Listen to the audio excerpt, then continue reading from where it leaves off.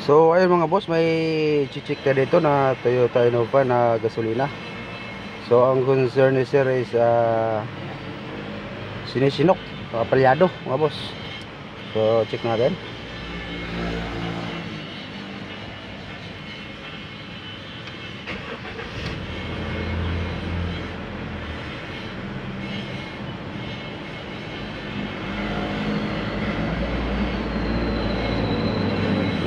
Babagsak yung kanyang minor mga boss,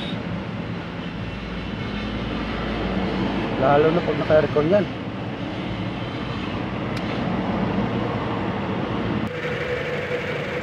Tignan natin yung ignition coil mga boss kung malakas ang kuryente. Meron.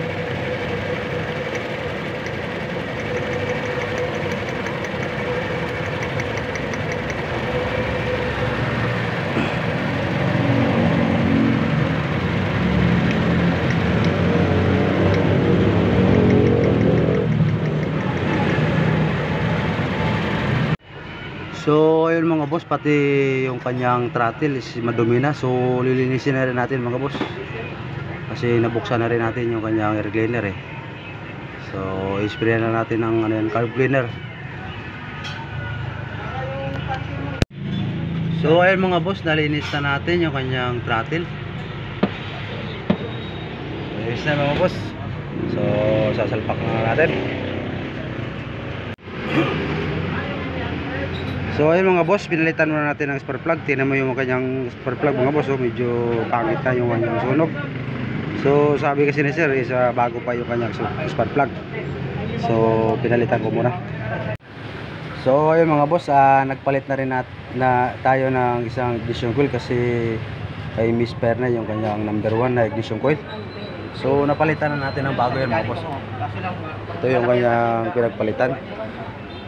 So titistingan na natin.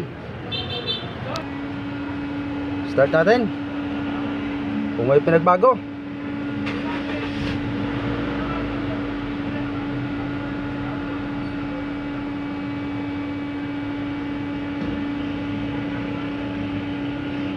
Mukhang nawala na yung kanyang atal mga boss.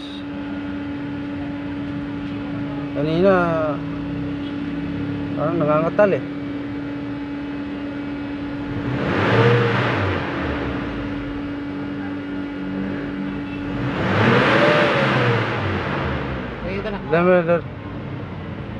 So ayun mga boss, swabe na yung ating Toyota Innova na gasolina.